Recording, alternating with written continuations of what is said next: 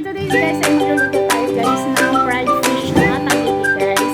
At lalagyan natin ang pampasarap bago siya ihain sa taong kakain. Ganun guys.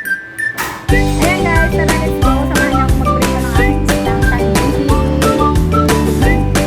Ayan guys, so isdang Tahiti. Ilagyan ko yan guys ng salt and then meron na tayong kawali ito na pinapainit na may mantika. Kunti lang yung mantika guys para hindi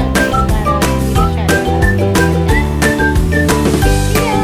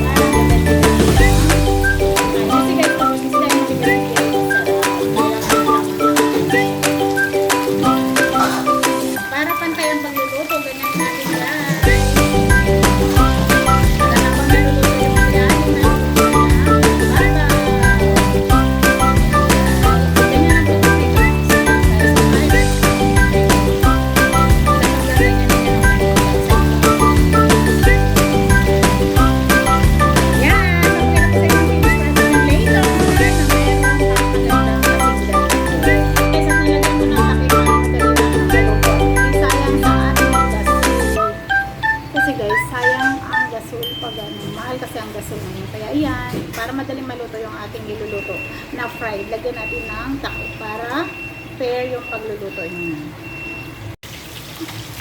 Ayan, at babalik na rin na natin guys kasi para maluto naman yung kabilang side. Ayan, sana wag lang dumikit. Tcharan! O, dito ang ganda. Wow! I like it. Sana ganito rin doon isa.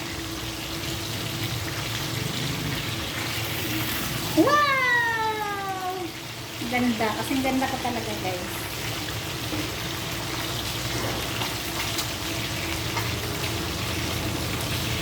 Charan! Wow! Yes! Diba guys? Ayan. Diba ang ganda ng ating fish? Takpan ulit natin guys para malambot siya. Kunwari pa malambot guys, takot lang sa mantika.